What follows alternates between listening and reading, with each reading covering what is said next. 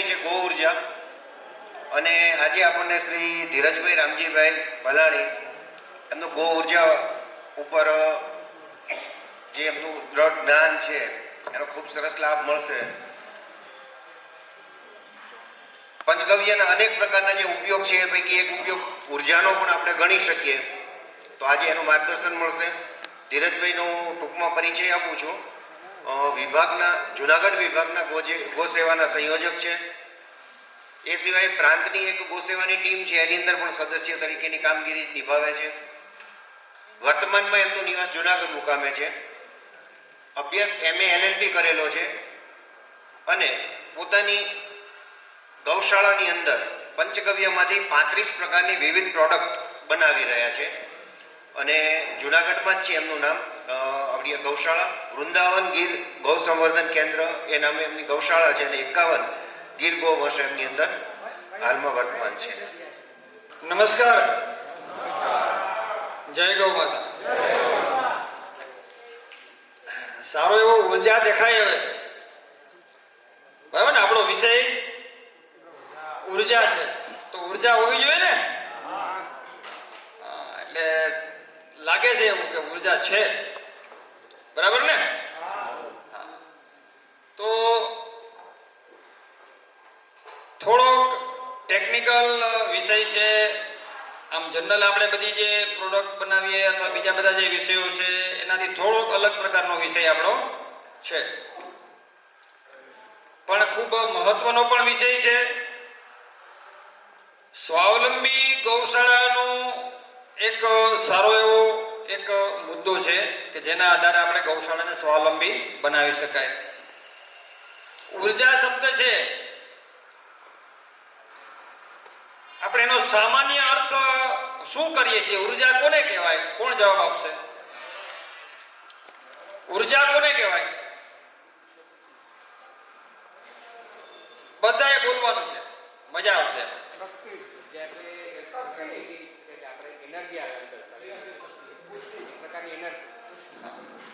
સરસ. એટલે ઉર્જા એટલે શક્તિ નો પર્યાય, બરાબર? એનર્જી અંગ્રેજીમાં આપણે કહીએ છીએ એનર્જી. તો ઉર્જા શેમાંથી પ્રાપ્ત થાય? ઉર્જા ઉત્પન્ન શેમાંથી થાય? કોણ કહેશે?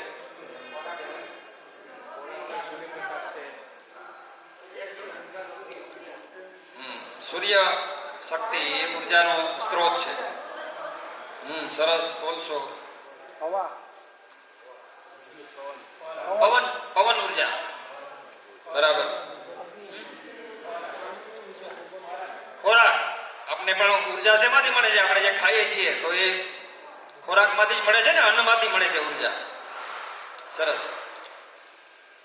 તો આ ઉર્જાનો અને એક સિવાય પણ એક ઉર્જા છે જે આપણે આમ દેખાય નહીં પણ એને અનુભવવાની હોય. પોઝિટિવ ઉર્જા, રચનાત્મક ઉર્જા, નેગેટિવ ઉર્જા આપણે એમ કહીએ છીએ ને કે ભાઈ આ કોઈ વ્યક્તિ એવા સાધુ સંત મહાત્મા હોય તો આપણે એની પાસે જઈએ અથવા ગાય માતાની પાસે જઈએ, માથે હાથ ફેરવીએ તો આપણે પોઝિટિવ ઉર્જા મળે છે ને. તો એ ઉર્જા જ થઈ ને, બરાબર ને? તો ઉર્જાનો એ એક પ્રકાર પણ એ પણ છે. તો આપણે અત્યારે આ ઉર્જા ગૌ સેવાના સંદર્ભમાં આપણો જે આ વિષય છે ગાય, તો એના સંદર્ભમાં આપણે ઉર્જાની વાત કરવાની છે. તો એમાં બે પ્રકારે આપણે વાત કરીશું. એક છે ગોબર ને લઈને કેવી રીતે ઉર્જા આપણે ઉત્પન્ન કરી શકીએ, અને એક નંદી મહારાજ, બરાબર? તો સૌપ્રથમ નંદી મહારાજ થી ઉર્જા આપણે કેવી રીતે પ્રાપ્ત કરી શકીએ, એનો આર્થિક ઉપાર્જન કેવી રીતે કરી શકીએ એની વાત કરીશું. તો આપણે હમણાં શક્તિની વાત કરી ને કે ઉર્જા એટલે શક્તિ, શક્તિનો પર્યાય. તો અનાદિકાળથી શક્તિનું સ્વરૂપ, શક્તિનો પર્યાય, શક્તિનો ઉલ્લેખ તરીકે જો કોઈનો થતો હોય તો કોનો થયો છે? નંદીનો. આમાંથી કેટલાક લોકોને કોઈને શેર બજારનો થોડો ઘણો પણ અનુભવ હોય તો શેર બજારમાં જ્યારે જોરદાર તેજી આવે ને એટલે છાપામાં મોટું હેડલાઈન આવે, આજ આખલો છે એ ભુરાટો થયો એમ કે. શું કે આખલો ભુરાટો થયો એમ. તો એ શબ્દ શું છે? શક્તિનું સ્વરૂપ બતાવે છે. તો એ માત્ર આખલો શબ્દ શું કામ વપરાય છે? અનાદિકાળથી શક્તિનો એકમાત્ર જો કોઈ પર્યાય હોય તો નંદી છે, નંદી મહારાજ છે. તો આ નંદી ને હવે અત્યારના વર્તમાન સમયમાં અને કાળક્રમે ઘણું બધું એ ભૂલાઈ ગયું છે એનો ઉપયોગ, કે જે ફરી આપણે તાજો કરવાનો છે અને નવા સંદર્ભમાં નવી ટેકનોલોજીને લઈને એમાં કેવી રીતે આપણે એની શક્તિ જે આપણે વિસરી ગયા છે, અત્યારનો આપણો આ સંપૂર્ણ માનવ સમાજ એની શક્તિને વિસારી ચૂક્યો છે, જેના કારણે અત્યારે રસ્તામાં રજડે છે. જે મહાશક્તિનો સ્ત્રોત છે એ નંદીને આપણે રસ્તે રજડતો મૂકી દીધો છે, કે જેમાંથી શક્તિ, જેને શક્તિનો પર્યાય છે એને આપણે રસ્તે રજડતો મૂકી દીધો છે. તો આપણે જો એને ફરી પાછા નવા સંદર્ભમાં એનો ઉપયોગ આપણે ચાલુ કરશું તો ખૂબ મોટો ફાયદો આપને મળી શકે છે, ખૂબ મોટું આર્થિક ઉપાર્જન પણ આપણે એની અંદરથી લઈ શકીએ છીએ. તો એ દિશામાં આપણે વિચારવાનું છે.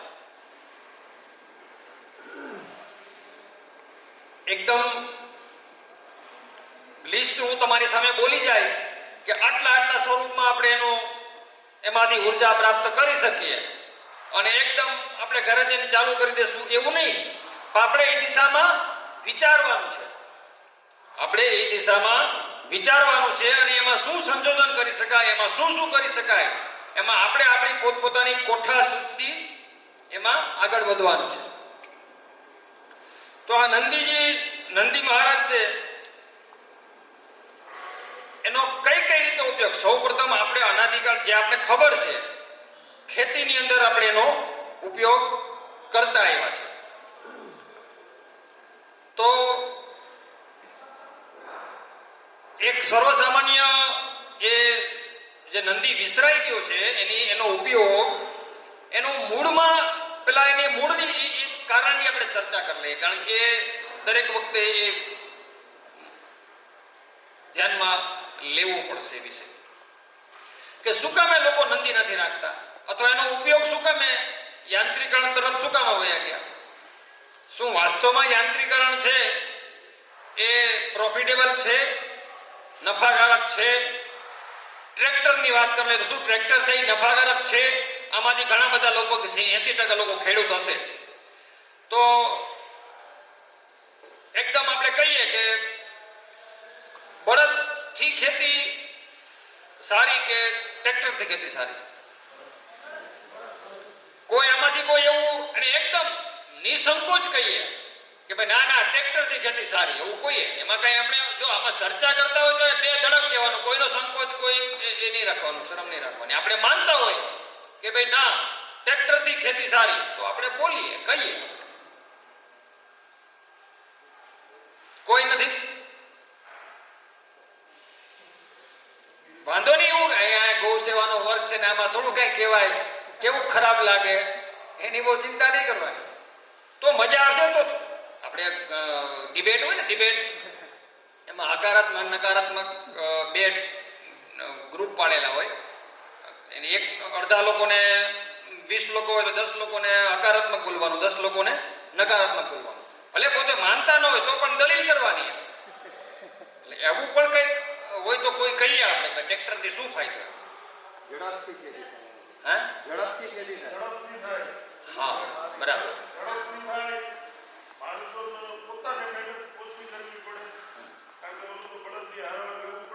બરાબર, બે મુદ્દા થયા. ઝડપથી થાય એટલે ટૂંકમાં એમ આવી કે ઓછા સમયથી અને મહેનત ઓછી પડે છે. બે મુદ્દા થયા, ઝડપથી થાય અને મહેનત ઓછી પડે છે. હાલો પછી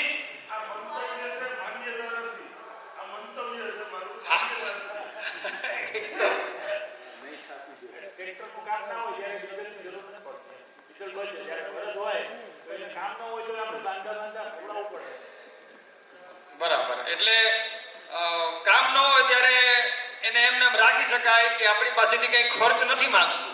બરાબર? 3 બળદને હેરાન કરવાનો જીવ ના ચાલે, આમ ખેડ કરવાનો એવી રીતના.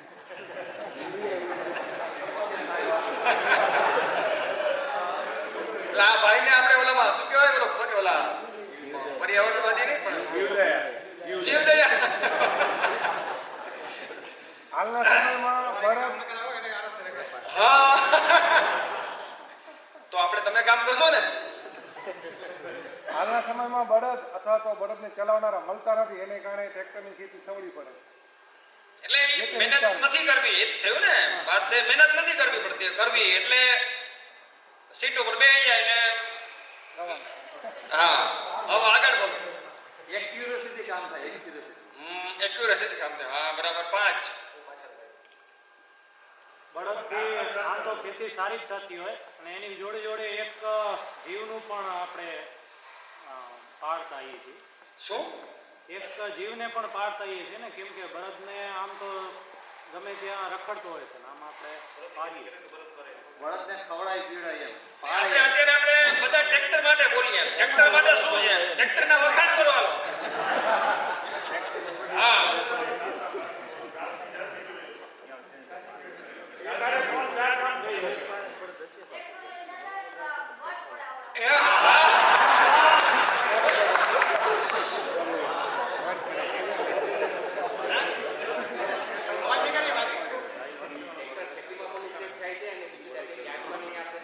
માલ પરિવહન.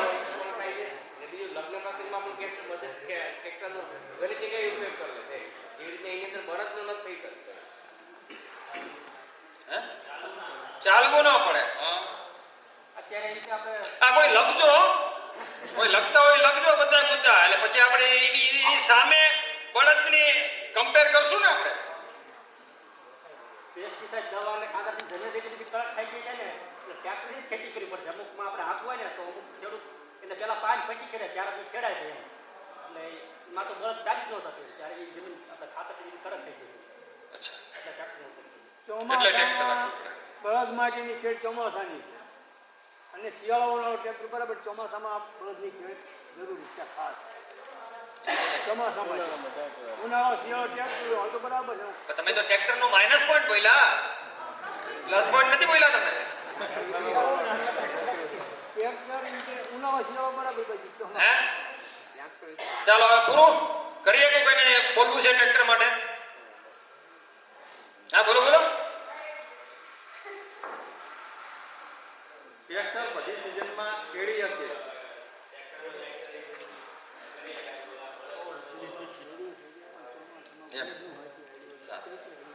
વતી રાખીને તમે કરી શકો એવું ને? ઘણા લોકો પૂછે, મોટા લોકોને રાત્રે હલાવે છે એવું ને કરી શકાય, પણ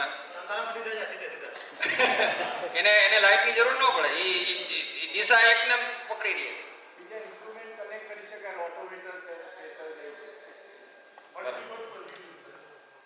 બીજો હજી એક મુદ્દો છે કે હું ખેડૂત નથી પણ આ તો અનુભવના આધારે કહું હા હા છું કાંઈ વાંધો કે ભાઈ ખેડૂતો એમ વિચાર કે ટ્રેક્ટર લઈ સબસિડી લઈ લે છે, રીસેલિંગ હોય તો એને તો કંઈ એને નુકસાન નથી જતું. ત્યારે બળદની અંદર કંઈ પણ પ્રોબ્લેમ થાય કે એને બળદ નથી હોતો, મરી જાય છે, ઈચ્છાય છે, એને તો ખેડૂતને ઘણું મોટું નુકસાન થાય છે. એ પણ થઈ ખેડતા બળદનું મૃત્યુ પામી શકે છે, ટ્રેક્ટર મૃત્યુ પામે નહીં. કેમ 5 વર્ષે 7 વર્ષે 10 વર્ષે એની ઝીરો વેલ્યુ થઈ જાય એને શું કહેવાય? એની મૃત્યુ જ કહેવાય.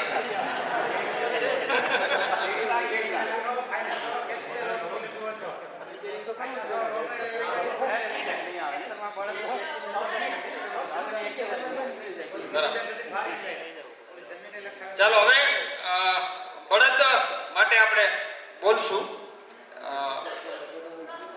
હા પ્લસ પોઈન્ટ એટલે આની જે હમણાં આપણે એટલા 8 મુદ્દા જે લખ્યા ને એની સામે અથવા નવો કોઈ પ્લસ પોઈન્ટ એ બોલશો. જમીન પહોંચી જમીન રગડાતી નથી. જમીનમાં એકદમ પ્રેશરથી જે એની અંદર જે હવાનું સૌથી મોટામાં મોટો આ પોઈન્ટ છે. ખેતીની ફળદ્રુપતા બળદથી ખેતી કરવાથી ટકે છે, જ્યારે ટ્રેક્ટર ચાલવાથી ટ્રેક્ટરનો જ્યાં પણ વ્હીલ ફરે એની ફળદ્રુપતા નાશ પામે છે. એ ખબર છે કોઈને? કેવી રીતે? કોઈ કહેશે આમાં? હા હા, એટલે એ દબાઈ જાય એટલે હવાનું જે જગ્યા રહેવી જોઈએ એ રહેતી નથી, એકદમ પ્રેસ થઈ જાય છે. એના કારણે એની ફળદ્રુપતા નાશ પામે છે. એ આમ તો ગાય આધારિત ખેતીનો વિષય છે, પણ એમાં એક પોઈન્ટ તમને કહી દઉં, એ શું કામે થાય છે? પાણી ભરાયેલું હોય તો ત્યાં કઈ કોઈ પણ પાક થાય છે? બળી જાય ને. શું કામ બળી જાય? હવા નથી મળતી એમ. જમીનની અંદર સૂક્ષ્મ જીવો જે હોય છે એને એના કામ કરવા માટે જે હવા મળવી જોઈએ, હવા એનું એ મળતી નથી એમ. એ જ સિદ્ધાંત આની અંદર કામ કરે છે કે એ જ્યાં વ્હીલ ફરે ત્યાં પછી એ પ્રેસ થઈ જવાના કારણે હવા નથી મળતી, અંદર હવા રહેતી નથી. બરાબર, એ એક મોટું કારણ. પછી ચિકાસવૃત્તિ, જે રગડાય ને જમીન, એના કારણે ચિકાસવૃત્તિ વધે છે. જમીનની જેટલી ચિકાસવૃત્તિ એટલી એની ફળદ્રુપતા ઓછી. બરાબર. હવે કોઈ આગળ બીજું કહેશે બળદ માટે?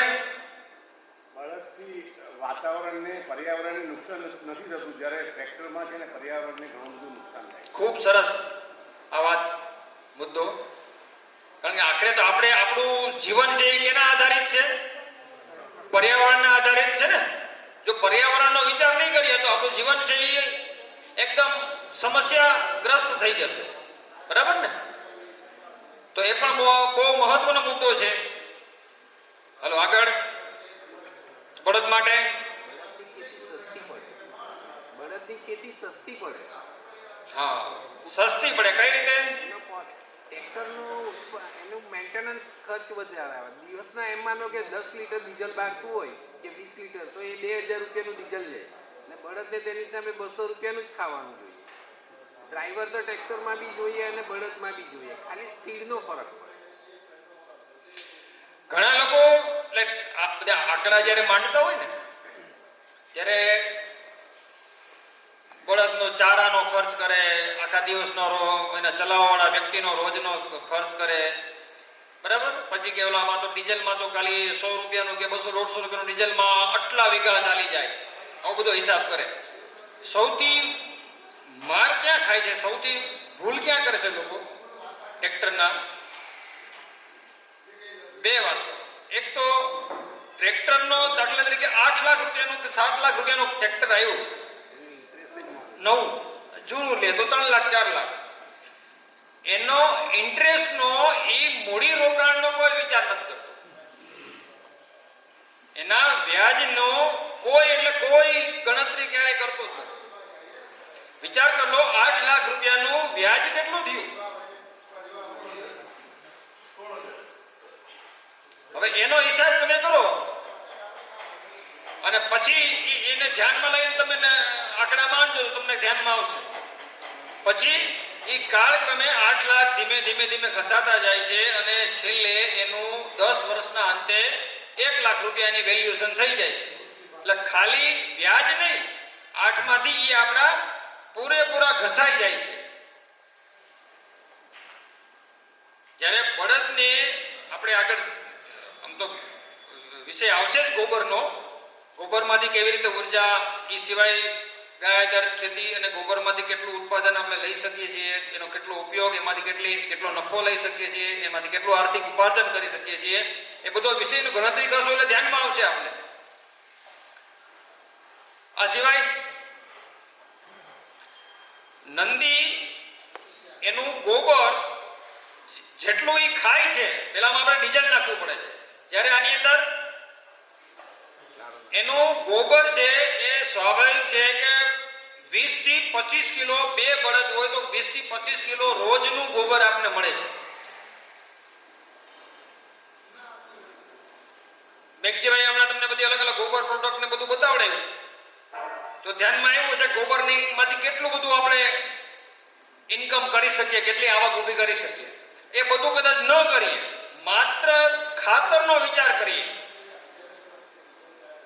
તો 2 બળદના ગોબર એટલે 20 થી 25 કિલો ગોબરમાંથી સારી અષ્ટપુષ્ટ હોય અને સારા કદ કાંટાવાળા મતલબ હોય તો 30 કિલો સુધી ગોબર મળી શકે.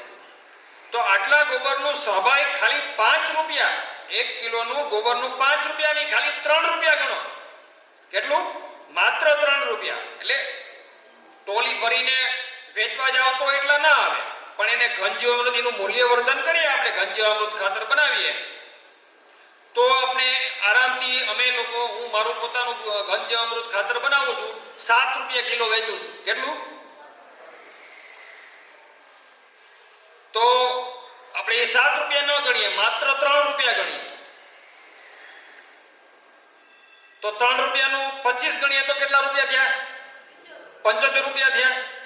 તો આખા દિવસનું લીલી નિરણ અને સૂકી બે ગણીએ તો 100% ન કહીએ, અને લીલી નિરણનો તો જો આપણે આપણા ખેતરમાં એનું પાક લઈએ, લીલી નિરણ વાવીને તૈયાર કરીએ તો એ માત્ર વધીને 25 રૂપિયા મણ પડતું હોય છે. કેટલા? તો 75 રૂપિયામાં કેટલા મણ નિરણ થાય? 2 બળદ આખા દિવસમાં ગમે એવો હષ્ટપુષ્ટ હોય ને તો 3 મણ નીણ ખાઈ ન શકે. એનો મેક્સિમમ 25 કિલો એક બળદ ખાય, બહુ તો 27 કિલો, બહુ એકદમ હોય તો ટૂંકમાં આરામથી આપણે એના ગોબરના પૈસામાંથી પૂરેપૂરો એનો ખોરાક નીકળી જાય છે. તો ફ્રી ઓફ થયો કે નહીં? જ્યારે ટ્રેક્ટરમાં આપણે ડીઝલ આપીએ છીએ, ડીઝલનો ખર્ચ થાય છે, અને બળદ આની વેલ્યુ બહુ તો કેટલી? પહેલા આજથી 25 વર્ષ પહેલા, 30 વર્ષ પહેલા કોઈના ઘરે ગાય વિયાય અને જો વાછડો આવે ને તો બધા ખુશ થતા, અને વાછડી આવે તો એટલા ખુશ ના થતા. બરાબર? તો આ આખું પલટી ગયું. પણ એ જેમ આ 25 વર્ષમાં આ પલટો થયો છે, બરાબર, એવું જ પરિવર્તન ભવિષ્યમાં એનાથી ઉલટું પણ આવી શકે. કાલે લખ્યું ને આપણા શાસ્ત્રમાં લખ્યું ને, કાલની કોને ખબર, કાલ શું થાય. એટલે આ 5, 10, 7 વર્ષના નજીકના સમયમાં કેવા પરિવર્તનો આવે, કેવી માન્યતાઓ બદલે, કેવા સંશોધનો થાય, કોઈ કઈ ન કહી શકે. એવી સ્થિતિ થાય 5 જ વર્ષમાં કે આ બધા રખડે જે રજડે છે ને એ તમને પછી ગોતાય ન જોવા મળે. એવી સ્થિતિ, એવા પરિવર્તન આવે, એવું નિર્માણ થાય કે એમાંથી લોકો સારામાં સારું આવક પણ ઊભી કરતા થઈ જાય. અને ભવિષ્યમાં કદાચ સંભાવનાઓ છે, એ આગળ આપણે જોશું. હવે આમાં નંદીનો આગળ કોઈ ધ્યાનમાં આવતો હોય? ગાય જેમ ગાયના દૂધમાં સૂર્ય કેટલું નાડું છે, એવી રીતના બળદના શિંગડામાંથી સૌર ઉર્જા પ્રાપ્ત કરીને એનામાંથી અમુક જગ્યાએ વીમા ફરજિયાત જેવું છે, વીમાનો ખર્ચ પણ વાર્ષિક આવતો હોય. બરાબર. આપણે પુલ છે એ ગરીબ માણસ નાખી શકે છે, અને જ્યારે ટ્રેક્ટર છે 8 લાખનું ટ્રેક્ટર લાવો, પાછળ ટ્રોલી લાવો, બીજા સાધન લાવો, એમ કંઈ 10-12 લાખનું રોકાણ કોઈ ગરીબ વ્યક્તિ ના કરી શકે. જ્યારે આપણી જે આપણે મોટી ખેતી કરતા તો આપણા જે માણસો છે, આપણા મજૂર છે, આપણે પુલ એને આપ્યો હોય તો એ આપણામાં તો આપણને ફ્રીમાં કર્યા છે આપણી ખેતી, પણ એ બીજાનામાં જઈને એની એ પુલમાંથી એ કમાઈ લે છે. એટલે એક ગરીબ માણસનું પણ ભરણ પોષણ કરે છે. સરસ. એક સામાન્ય વ્યક્તિ, સામાન્ય ખેડૂત પણ એ બળદથી ખેતી કરી શકે છે. આ સિવાય કોઈના ધ્યાનમાં? ખેડૂત ખેતી કરતો હશે ને એને ખેતી પ્રત્યે જે લાગણી હશે, જે ભાવ બંધાય છે, એ ટ્રેક્ટરથી ખેતી કરવા વાળાને નહીં હોય. તમે એક માર્ક કરજો. જે બળદથી ખેતી કરતા હશે ને એ ખેતી સાથે, જમીન સાથે, ખેતર સાથે એકદમ લાગણીથી જોડાયેલો છે. જ્યારે ટ્રેક્ટરથી ખેતી કરનારો વ્યક્તિ નહીં હોય. આજે જમીનમાં જ્યાં સુધી લોકો બળદથી ખેતી કરતા હતા ને પૂરતા પ્રમાણમાં, સંપૂર્ણ બળદ આધારિત હતી, ત્યાં સુધી જમીન પણ સુરક્ષિત હતી, જમીન ફળદ્રુપ થતી હતી. ટ્રેક્ટર આવ્યા પછી, અને એક સરસ એક વાત કરું, ટ્રેક્ટરો લઈને આપણે ગણી 30-35 વર્ષથી ટ્રેક્ટરો આવ્યા ને, 40 વર્ષથી. આમ અગાઉ પણ વધારે પ્રમાણમાં. તો 35 વર્ષ પહેલા ખેડૂતોની આર્થિક સ્થિતિ શું હતી અને અત્યારની ખેડૂતોની આર્થિક સ્થિતિ શું છે, શું કહી શકશો આપણે? એક પણ ખેડૂત લોન વગરનો નથી. તો જો ખેડૂત તો ટ્રેક્ટરથી ખેતી કરવાથી નફાકારક ખેતી થઈ શકતી હોય તો ખેડૂતો ઉપર કર્જ લોન હોવી ના જોઈએ ને? ખેડૂત એકદમ માલદાર હોવો જોઈએ ને? કેમ નથી? ખેડૂતો ઉપરની એક કહેવત છે કે ખેડૂત જન્મે છે દેવામાં, જીવે છે દેવામાં, આખું મરી જાય ત્યારે મુક્તો જાય દેવું. પણ એ તો હવે બની ને, એની માન્યતા એ કહેવત હવે બની. પહેલા હતી? આજથી 40 વર્ષ 50 વર્ષ પહેલા એ હતી કહેવત?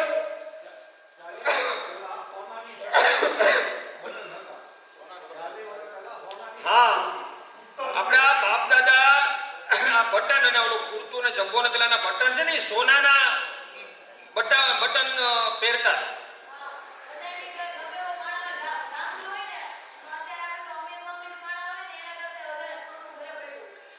એકદમ અને સાચી વાત છે. અત્યારની ટોટલ ઇન્ડસ્ટ્રીઝનો કોઈ પણ ઇન્ડસ્ટ્રીયાલિસ્ટ તમે એને પૂછી જોજો, એને જમીનમાંથી એના બાપ દાદાએ ખેતીમાંથી આવક ઊભી કરી અને એને ધંધા રોજગારમાં બહાર ઉદ્યોગમાં કે ધંધામાં એને પૈસા આપેલા છે.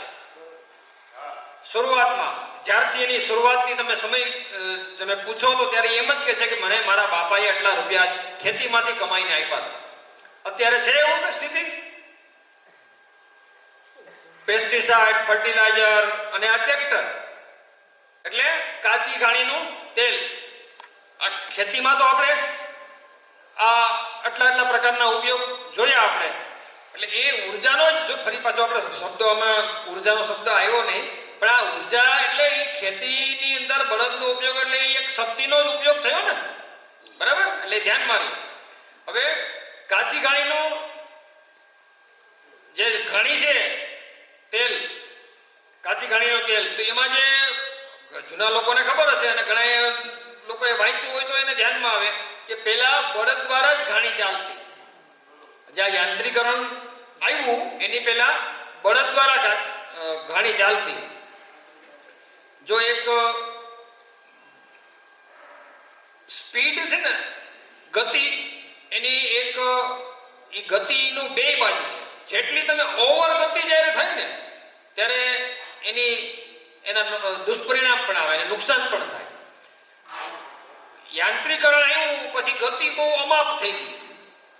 ગતિ કોઈ પણ બાબતમાં ગતિ અમાપ થઈ ગઈ એટલે એના ઘણા બધા પ્રકારના ગેરફાયદા પણ થયા. તો આ ઘાણીની અંદર જ્યારે બળદ દ્વારા ઘાણી ચાલતી તો ત્યારે એકદમ ઠંડુ અને જે તેલ નીકળતું એકદમ કોલ્ડ તેલ હતું, ઠંડુ હતું. એમાં કોઈ પણ પ્રકારના તત્વો મરી નહોતા જતા. એમાં બધા જ પ્રકારના તત્વો એમાં જળવાતા હતા. કારણ કે કોઈ પણ વસ્તુ જ્યારે ગરમ થાય ત્યારે એમાંથી અમુક પ્રકારના તત્વો છે એ દહન પામે, ઉડી જાય. જ્યારે આ યાંત્રિકરણમાં મિલો અને જે આ ભલે આ મિની ખાના જે કહેવાય છે એની અંદર પણ તેલ તમે જુઓ ગરમ થઈ જાય છે.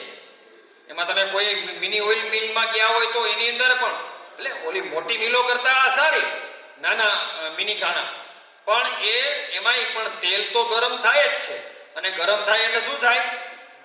એમાં પોષક તત્વો નાશ પામે.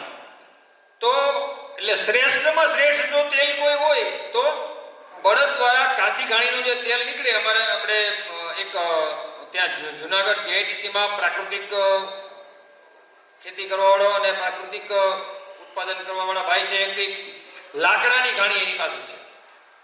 એટલે એવું થોડુંક તપાસ કરીએ તો એ મળી પણ જાય અને કોઈ પાસે બનાવડાવી પણ શકીએ આપણે. પણ એ સૌથી શ્રેષ્ઠ એટલે આ, અને એનું સૌથી ઊંચામાં ઊંચું મૂલ્ય પણ મળે. તમે અત્યારે જાહેરાત કરો કે ભાઈ અમારી પાસે બળદ દ્વારા સંચાલિત ઘાણીનું તેલ અવેલેબલ છે.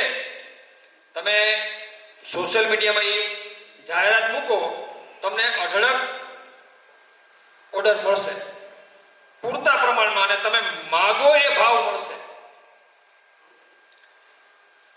શરૂઆત કરનાર જોઈએ, આગળ વધનાર જોઈએ, આગળ આવનાર જોઈએ.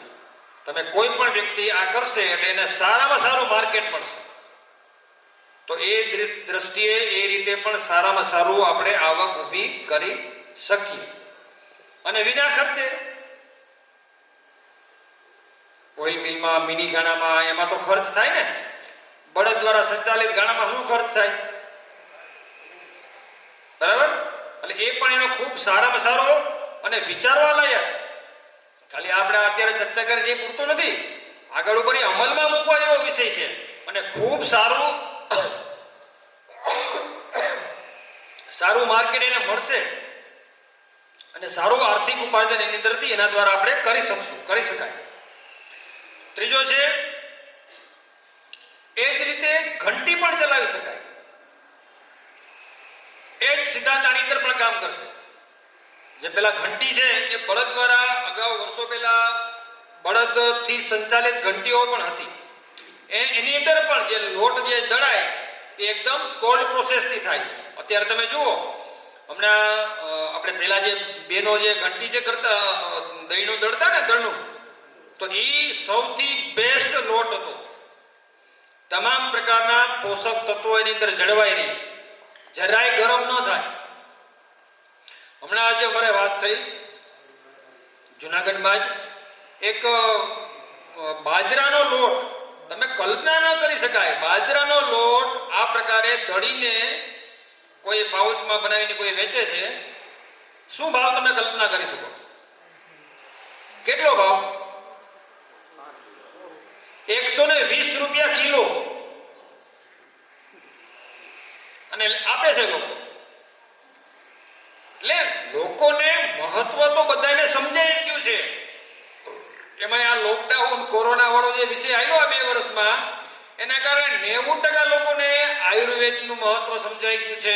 આપણા ઓર્ગેનિક બાબતનું, આ બધી જ બાબતોનું મહત્વ સમજાઈ ગયું છે. એટલે હવે તો ખાલી બધાએ સમજે છે, આપનાર જોઈએ, પ્રોડક્શન જોઈએ, કોણ ઉત્પાદન કરીને કોણ બનાવીને આપે છે. આ પ્રકારની પદ્ધતિથી માર્કેટ પૂરેપૂરું છે, અનુકૂળતાઓ પૂરી છે. શરૂ કરનાર જોઈએ, આગળ વધનાર જોઈએ. બરાબર. એટલે ખૂબ અનુકૂળતા છે. આ દિશામાં પણ આપણે બળદનો ઉપયોગ કરી શકાય અને સાવ ફ્રી ઓફ, નથી એમાં કોઈ જાતનું રોકાણ. બરાબર. તો એ પણ વિચારવા લાયક છે. બીજો અન્ય ઉપયોગ એટલે છારોડી ગુરુકુળમાં, અમદાવાદમાં જે છારોડી ગુરુકુળ છે ને, ત્યાં સ્વામીજીએ થોડા લોકોએ મળીને એક સંશોધન, એક સબમર્સિબલ પંપ, એ પંપ સેટ આખો એ બનાવવાનો પ્રયત્ન કર્યો છે અને એણે બનાવ્યો પણ છે અને એનું ચાલુ પણ કર્યું છે. એમાંથી બોરમાંથી, કૂવામાંથી પાણી પણ ખેંચ્યું છે. તો એના દ્વારા બળદ દ્વારા પંપ સેટ ચલાવી અને વીજળીની બચત સાવ ફ્રી ઓફમાં આપણે એ પાણી કૂવા અથવા ધારમાંથી કાઢી શકાય. એ પણ એ દિશામાં જેનું ટેકનિકલ માઇન્ડ છે, મિકેનિકલ એ જે શીખેલા છે, એ આ દિશામાં પણ વિચારો. પોતાની કોઠા સૃષ્ટિ એને કેવી રીતે એમાં ફેરફાર કરીને એમાં વધારે સારું પંપ બનાવીને, તો એ બહુ મોટી ક્રાંતિ ગણાશે. એવી જ રીતે એક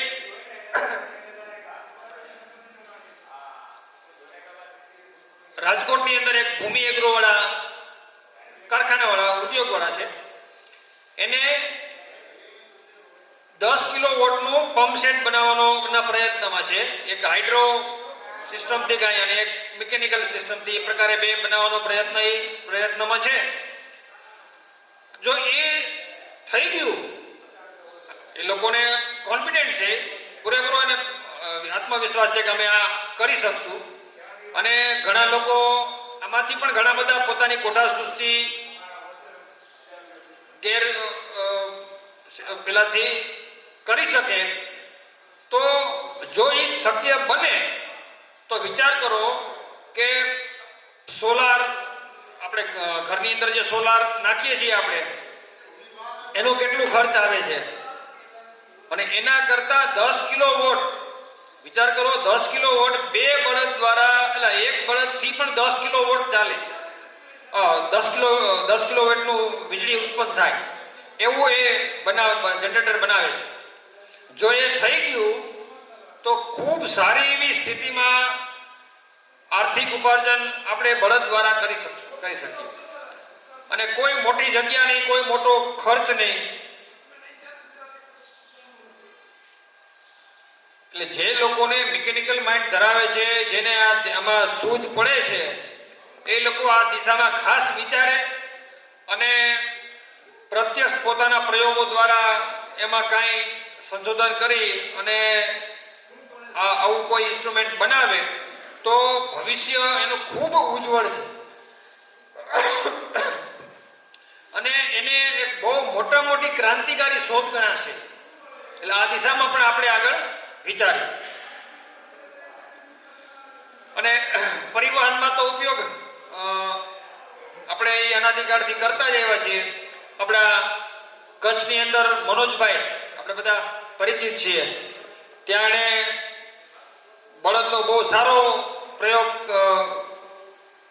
અમલમાં મૂક્યો સ્કૂલ માટે, પછી અન્ય પરિવહન માટે પણ બળદનો ઉપયોગ, રથ એકદમ શણગારીને ગાડાને રથ જેવું બનાવી અને એટ્રેક્ટિવ રીતે, તો એમાં સારો સફળ પ્રયોગ થયો. સ્કૂલની અંદર છોકરાઓને મૂકવા જવા માટે એનો ઉપયોગ, એને વધારે સારે લેટેસ્ટ એટ્રેક્ટિવ બનાવી અને કરી શકાય અને વિના ખર્ચ, સૌથી ઓછામાં ઓછું ખર્ચે એ પરિવહન કરાવી શકાય માલનું. આજની તારીખે તમે કોઈ પણ પ્રકારના પરિવહનના જે કંઈ સાધનો છે એમાં સૌથી ઓછામાં ઓછું મિનિમમમાં મિનિમમ ખર્ચ હોય તો બળદનો ખર્ચ છે. પણ સવાલ ક્યાં આવે છે? આપણે મહેનત નથી કરવી, એના સાફ સફાઈ, એના વાહિદા, એનું મળમૂત્ર જે સાફ સફાઈ એ આપણે નથી કરવું.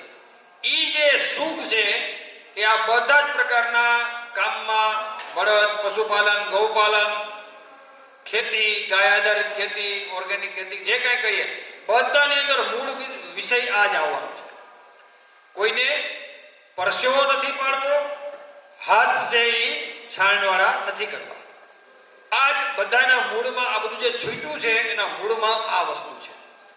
એટલે એ જો આપણે માનસિકતા ઠીક કરશું તો આ બધા રીતે, દરેક રીતે આપણે સારામાં સારું ગૌવંશનું સારું એવું કાર્ય પણ ગૌવંશને બચાવવાનું કરી શકશું અને એમાંથી સારામાં સારું આપણે આપણી જાતને, આપણા પરિવારને, સંપૂર્ણ માનવ જાત માટે બહુ સારામાં સારું કામ આપણે કરી શકશું. એટલે એ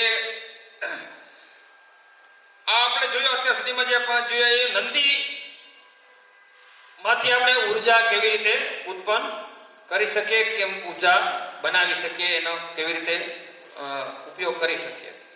હવે એ સિવાય બીજો પોઈન્ટ છે ગોબર. ગોબરમાંથી કેવી રીતે ઉર્જા લઈ શકીએ? કોઈ કહેશું? ગોબરમાંથી આપણે આગળ જોયા બધા નંદી માંથી જોયા. આપણે ગૌવંશમાં ખાલી નંદી તો નથી પાડવાના, ગાય અને નંદી બેયના જે ગોબર છે એ ગોબરમાંથી આપણે કેવી રીતે, એક ગોબર ગેસ, પછી છાણા, ત્રીજું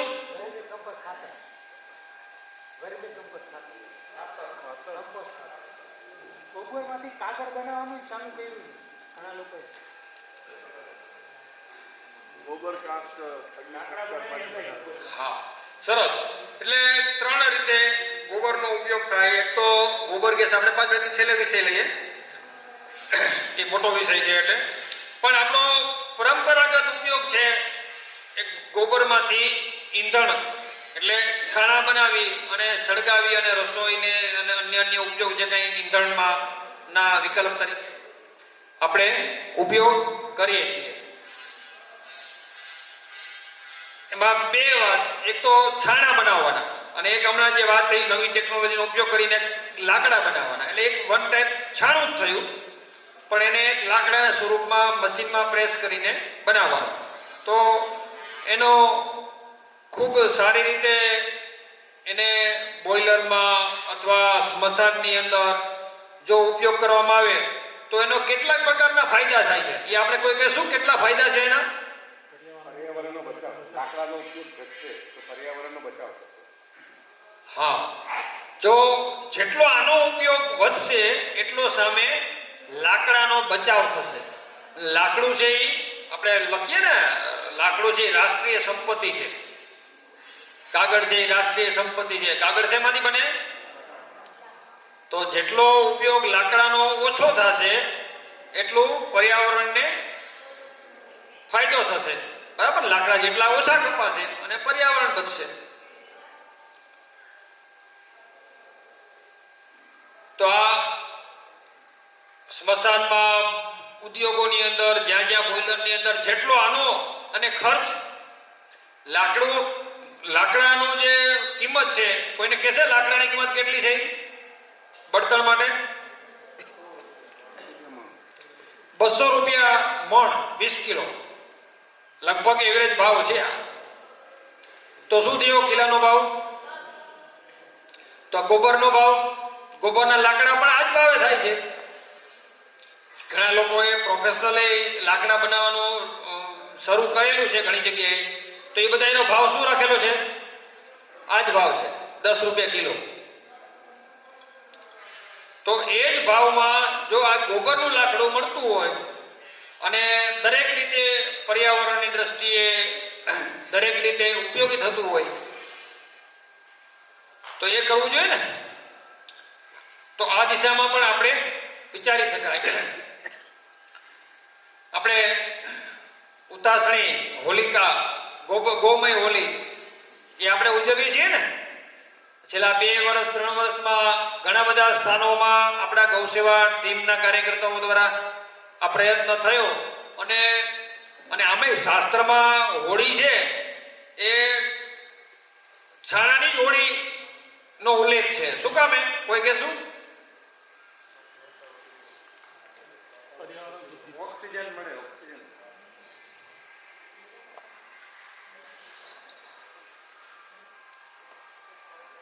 એકમાત્ર ગોબરનું દહન, છાણાનું, ગોમયનું દહન છે એ ઓક્સિજન નિર્માણ માટે સૌથી શ્રેષ્ઠ છે. એટલે આપણું કહીએ ને, હમણાં વાત થઈ ને, શાસ્ત્ર છે એ વિજ્ઞાન છે. તો ઉતાસણીનો સમયમાં આખા દેશભરની અંદર હોલિકા દહન, એ છાણાનું દહન, એના કારણે વાતાવરણ શુદ્ધિ સૌથી ઉત્તમ રીતે થાય છે. એટલે એમાં પણ સારી એવી સંખ્યામાં છાણા સ્થાપી અને આપણે એનું વેચાણ કરી અને સારામાં સારી રીતે આર્થિક ઉપાર્જન કરી શકાય.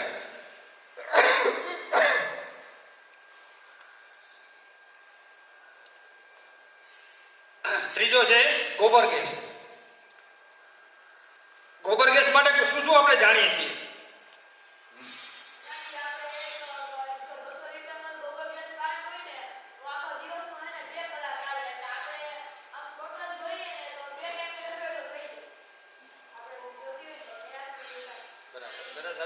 ગોબર ગેસ માટે જે કોઈ આપણે જાણતો હોય બધા આપણે કહીએ. શું જાણીએ છીએ આપણે ગોબર ગેસ માટે?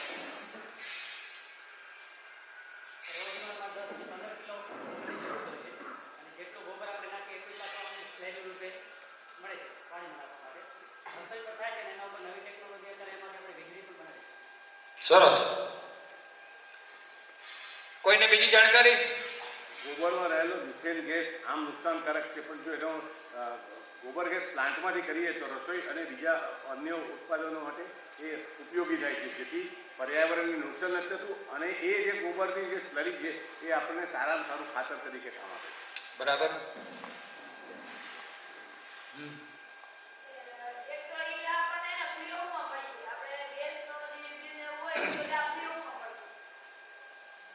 સરસ. કોઈ જાતનું ખર્ચ થતું નથી અને વિના મૂલ્યે આપને ઈંધણ મળે છે, ફ્રી ઓફમાં મફતનું ઈંધણ મળે છે. શું મફત? મફત શબ્દ ઘણા લોકોને ખૂબ ગમતો હોય છે. તો આ મફત મળે, બરાબર, કોઈ જાતનું ખર્ચ નહીં. કારણ અચ્છા આપણે ખર્ચ શું કામ નથી આવડે એમ આપણે કોઈ કહેશે ગોબર ગેસમાં ખર્ચ શું કામ નથી? કોઈ કહેશે?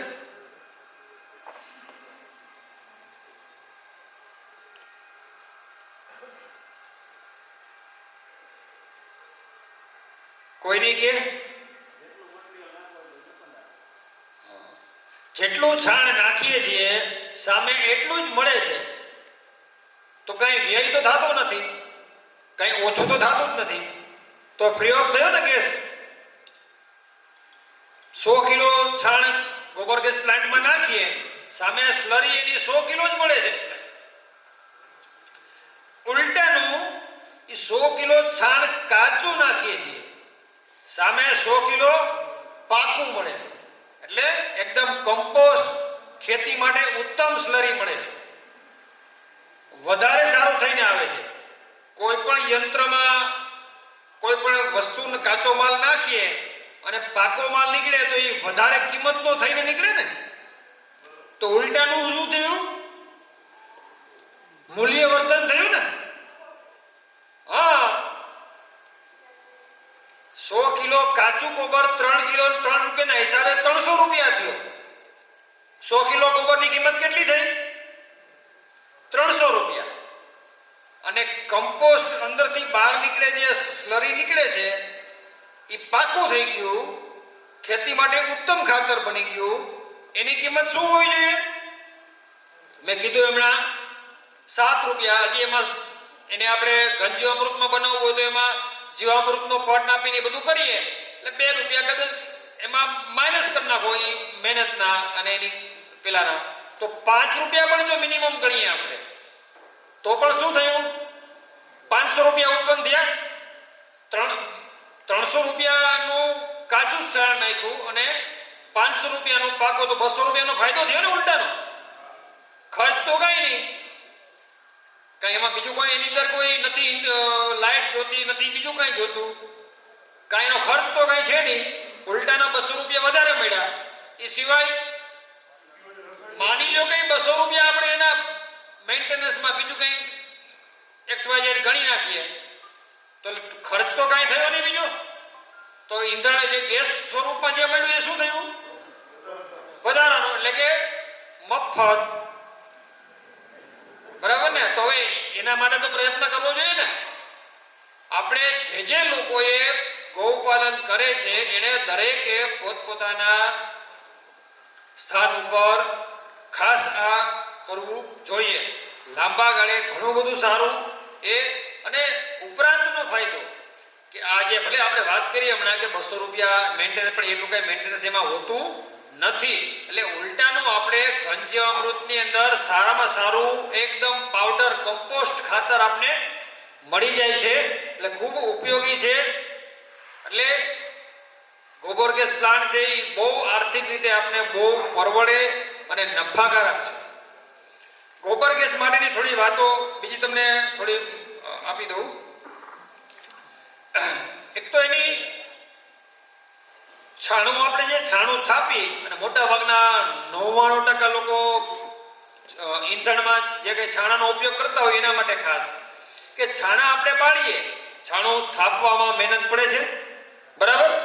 છાણું થાપવામાં મહેનત પડે. એ એને સુકવવા, એને સ્ટોર કરવા, એને સળગાવવા, અને છાણું સળગાવીએ તો શું થાય? બરાબર ને? પ્રદૂષણ થાય.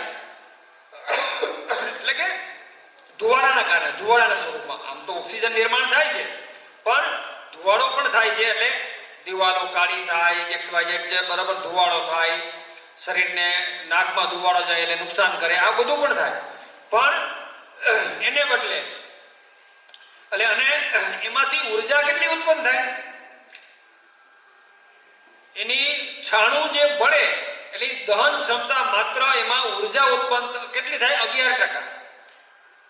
બાકીનો વેસ્ટ થાય. જ્યારે ગેસ છે, ગેસની દહન ક્ષમતા 60% છે. એટલે કેટલું? 5 થી 6 ગણો વધારે એનર્જી, વધારે ઉર્જા એમાંથી આપને મળે છે ગેસ દ્વારા. એટલે છાણા સળગાવીને રસોઈ બનાવી કે ઈંધણમાં છાણાના ઉપયોગ કરતા આ ગેસનો ઉપયોગ છે એ વધારે ઉત્તમ છે, વધારે ફાયદાકારક છે.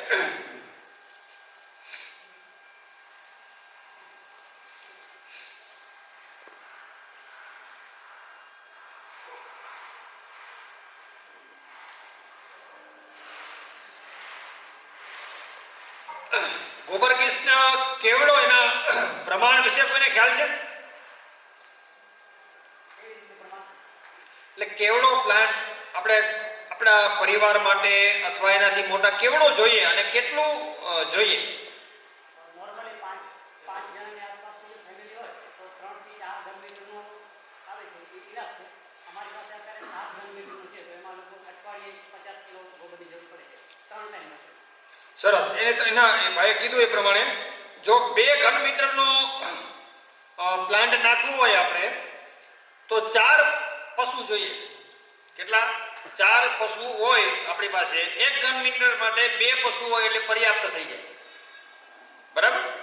2 પશુ એટલે 2 ગાય અથવા 1 ગાય અને વાછડી અને વાછડો હોય, કુલ 2 અથવા 1 મોટું અને 2 નાના. તો ટૂંકમાં એવરેજ 2 પશુ હોય એટલે 1 ઘન મીટરના ગેસ માટે પર્યાપ્ત થાય. 2 ઘન મીટર હોય એટલે 4 પશુ.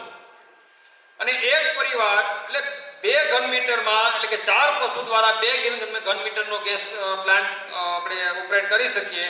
અને એની અંદરથી 5 થી 6 વ્યક્તિ, 7 વ્યક્તિની રસોઈ આરામથી થાય. એ પોતાના પૂરતા પ્રમાણમાં ગેસ એને એટલા નાના 2 ઘન મીટરના પ્લાન્ટમાં પર્યાપ્ત રીતે એને મળી રહે. વધારે 6 ઘન મીટરનો હોય તો 10 પશુ જોઈએ એવરેજ, અને એમાંથી 16 થી 18 લોકોની રસોઈ કરી શકાય. મોટા પ્લાન્ટમાં 60 ઘન મીટરનો પ્લાન્ટ હોય તો 140 થી 150 જેટલા પશુ જોઈએ, એટલા ગૌવંશ જોઈએ, અને એની સામે 150 લોકો જેટલી રસોઈ આરામથી કરી શકે સંપૂર્ણ દિવસ, આખો દિવસ. આ પ્રકારનું એનું એ પ્રમાણ છે. 1 ઘન મીટર એટલે કેટલું? 35 ઘનફૂટ કહેવાય અને 1000 લીટર. બરાબર? એટલો ગેસ મળે.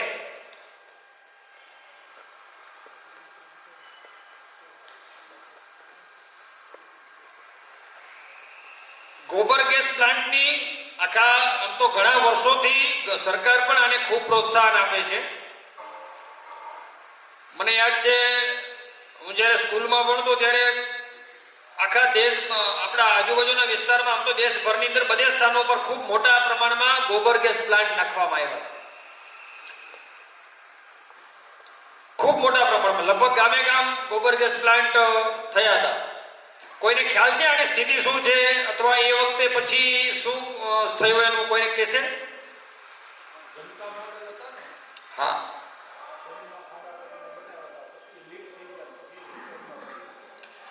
લીક થઈ ગયા. લીક થઈ ગયા એટલે હા, અચ્છા, એ સ્વરૂપમાં કહો છો. એ સિવાય લીક થઈ ગયા એ તો વસ્તુ તૂટી ગઈ અને એ ન થયું. હાલો, એ સિવાય બંધ થવાના કારણો કોઈને ધ્યાનમાં છે?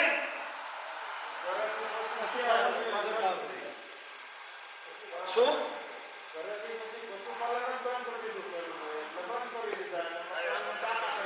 પશુપાલન બંધ થયું અને એટલે પછી ગોબર ક્યાંથી લઈ આવવું એટલે બંધ થયા. આ સિવાય ત્રીજું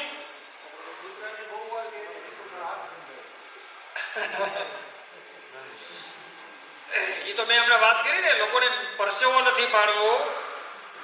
અત્યારના વર્તમાનની તમામ સમસ્યાઓના મૂળમાં તમે જાશો ને તો આ 2 વસ્તુ નીકળશે: પરસેવો નથી પાડવો અને હાથ ખરાબ નથી કરવો.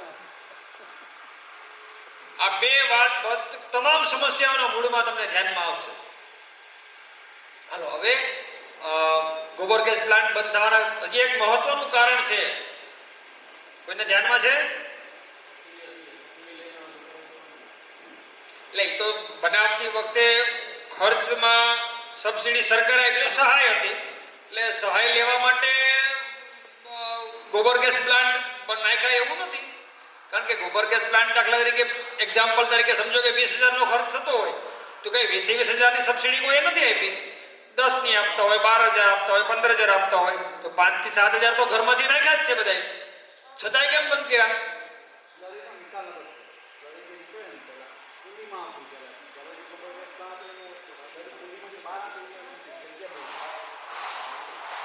એ તો એવું વિષય છે કે કદાચ એને બરાબર સમજણ ન હોય અથવા જે ગોબર ગેસ બનાવવા વાળા આવ્યા હોય એને બરાબર ઇન્સ્ટ્રક્શન ન આપી હોય તો સ્લરી જે બહાર નીકળે એને થોડી જગ્યા જોઈએ સુકવવા માટે, બરાબર.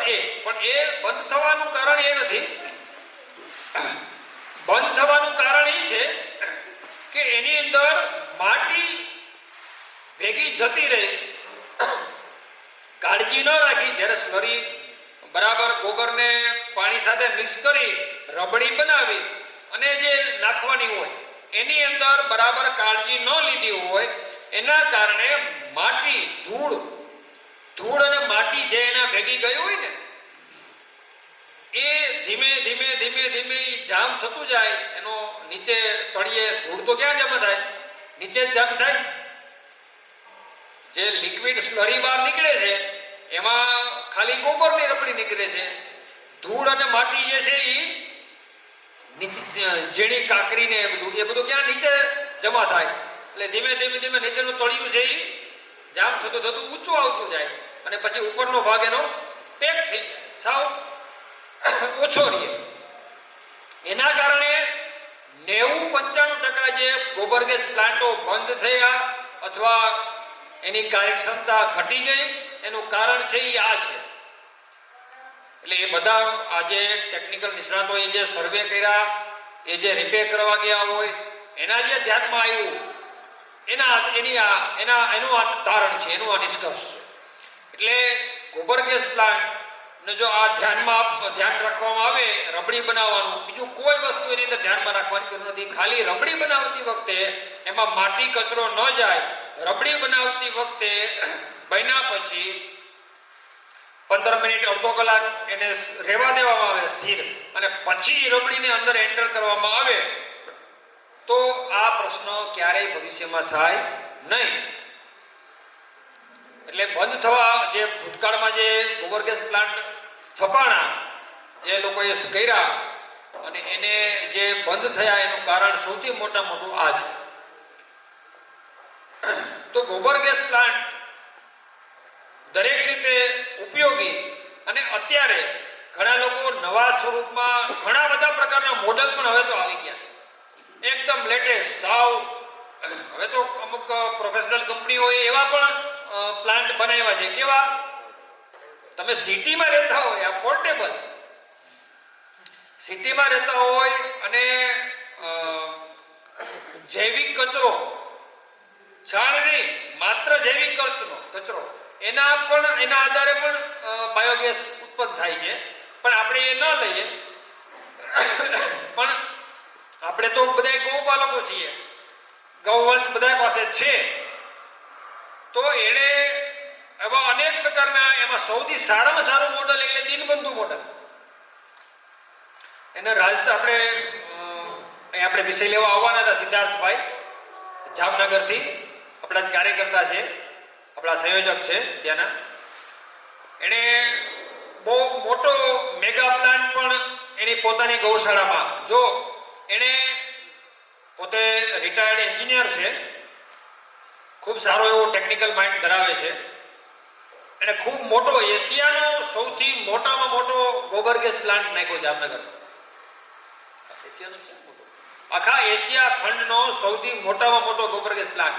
અને એમાંથી ડાયરેક્ટ ગુજરાત ગેસ કંપની જે છે ગેસ લિમિટેડ છે એને ડાયરેક્ટ સપ્લાય CNG માં કન્વર્ટ કરીને આપી દીધો છે. અને કોઈને પણ જોવા જવું હોય તો જઈ શકાય. અને ત્યાં જ નાના સ્વરૂપમાં એક દિનબંધુ મોડેલ પણ ત્યાં એને આપણા લોકો જેવા લોકોને જોવા માટે પ્રત્યક્ષ ખબર પડે કે કેવી રીતે કરી શકાય. એક એનો ટોટલ ખર્ચ 25,000 રૂપિયા છે. એ દિનબંધુ મોડેલ છે. 1 ઘન મીટર 2 ઘન મીટરનો એ પ્લાન્ટ છે. એનો 25,000 રૂપિયામાં એ આખું મોડેલ તૈયાર થઈ જાય. ને એમાંથી અત્યારે સરકારની ગવર્મેન્ટની સબસિડી પણ છે. લગભગ 15,000 તો કદાચ સબસિડી પણ એની અંદર આવતી હશે. તો સામાન્ય એવા 10,000 ના ખર્ચની અંદર એક આપણા ઘરનો કાયમને માટે ઈંધણનો પ્રશ્ન હલ થાય એવું આ ગોબર ગેસ પ્લાન્ટ આપણે શરૂ કરી શકીએ. જામનગર છે, કોઈને પણ કોઈ પણ અન્ય કામે પણ જાઓ તો ખાસ જોવા જવું જરૂરી છે. અને જાજો તમને ઘણું બધું એ જોવા મળશે અને તમને પોતાને એમ થશે કે ના આપણે પણ આ કરીએ. અને જે લોકોને પ્રોફેશનલ મોટા સ્વરૂપમાં કરવું હોય તો એના માટે પણ આ ખૂબ જ ફાયદાકારક, ખૂબ જ ઉપયોગી અને પોતે ગૌપાલન કરીએ છીએ એટલે કાંઈ એના રો મટીરિયલનો પ્રશ્ન નથી આવતો. હા, અને હા, એ હવે તો કેન્દ્ર સરકાર એટલું બધું પ્રોત્સાહન આપે છે આની અંદર કે બધા જ મેગા સિટી, મેટ્રો સિટીની અંદર બધાને એને ગાઈડલાઈન આપી છે કે એનો જે કચરો છે, કારણ કે મોટામાં મોટી સમસ્યા અત્યારે થઈ ગઈ છે. જો ગોબર ગેસનો સૌથી મોટામાં મોટો પ્લસ પોઈન્ટ આપણે નથી અત્યારે ધ્યાનમાં આવ્યો એ છે કે ગંદકીનો સંપૂર્ણ હલ ગોબર ગેસમાં થાય છે. એ ગોબરના સ્વરૂપમાં અથવા જે કંઈ રસોડાના જે કંઈ કચરો બહાર નીકળે છે રસોઈનો, એ બધો જ કચરો એનો નિકાલ, એનો સમસ્યાનો હલ એ ગોબર ગેસ પ્લાન્ટમાં થઈ જાય છે. એ જામનગર જે આપણે સિદ્ધાર્થભાઈએ જે કર્યું છે એ જામનગરની ઘણી બધી હોટલોનો જે કિચન વેસ્ટ છે રસોડાનો એ બધો ભેગો થઈ અને એની અંદર 50% ગોબર નાખે છે અને 50% એ આ બધું કિચન વેસ્ટ નાખે છે. તો ખૂબ સરસ અને આદર્શ કહી શકાય અને એકદમ પ્રોફિટેબલ પ્લાન્ટ યુનિટ એણે ઊભું કર્યું છે. એટલે જે લોકો કોમર્શિયલ બેઝ ઉપર પણ જો કરવાનો વિચાર કરતા હોય તો એ કરી શકાય, ચોક્કસ કરવો જોઈએ અને એમાં 100% સફળતા પણ મળશે. એટલે જેને ઈચ્છા હોય એ ખાસ મુલાકાત એમની લઈ આવે. આ સિવાય ગોબર ગેસ પ્લાન્ટમાં કોઈને પ્રશ્ન કાંઈ હોય અથવા અન્ય કોઈ પણ પ્રશ્ન હોય તો આપણે કહીએ. હવે આપણો સમય પણ હમણાં 10 મિનિટમાં પૂરો થાય છે સત્રનો.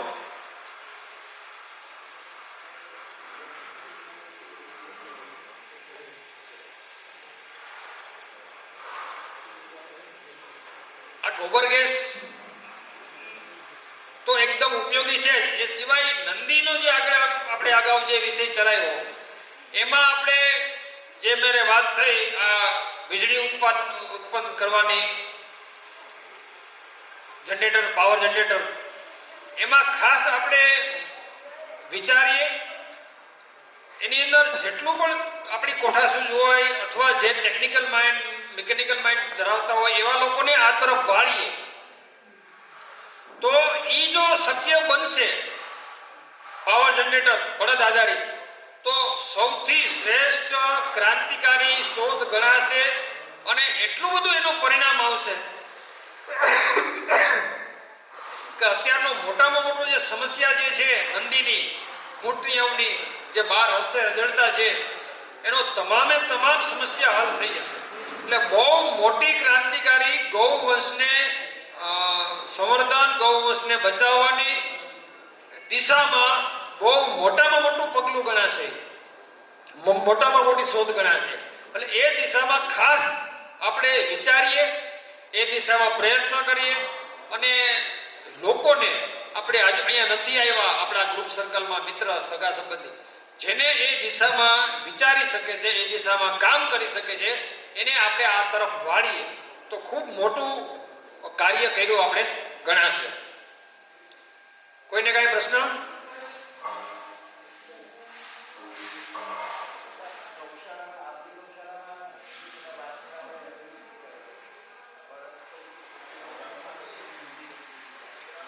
નાની ગૌશાળા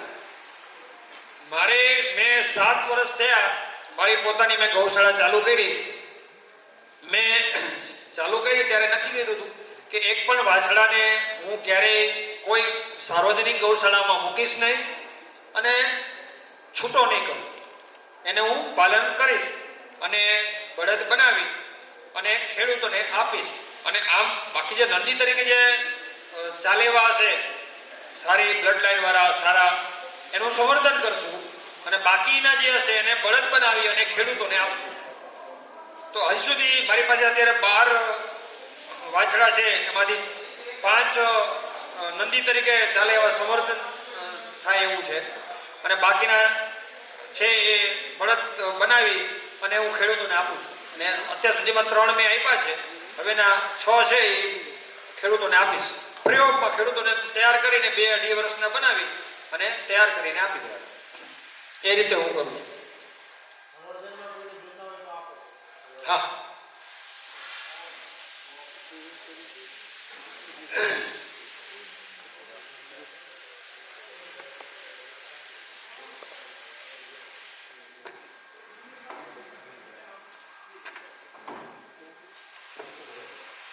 ધીરજભાઈ, આપણે દીનદયાળ બંધુ જે મોડલ કીધું ને, એ અમારા ગામમાં લગભગ એક ભાઈને 36 વર્ષ થઈ ગયા.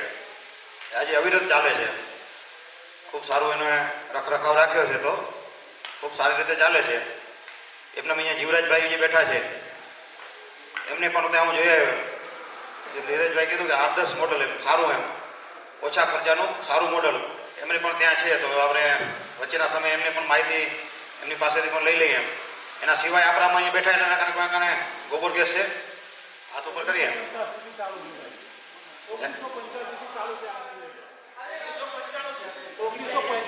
1985 થી ગોબર ગેસ ચાલે છે. તો આ 3-4 લોકો પાસે છે. તો એમાં વિશેષ કોઈને માહિતી જોતી હોય તો આ સત્ર પછી વચ્ચેના સમયે આપણે મળી અને આદાન પ્રદાન માહિતી, એટલે વચ્ચે અડધો કલાક સમય રાખ્યો છે. અત્યારે સત્રનું વિશ્રાંતિમાં અહીંયા પ્રસાદ રૂપે આપણે જામફળ મળવાનો છે.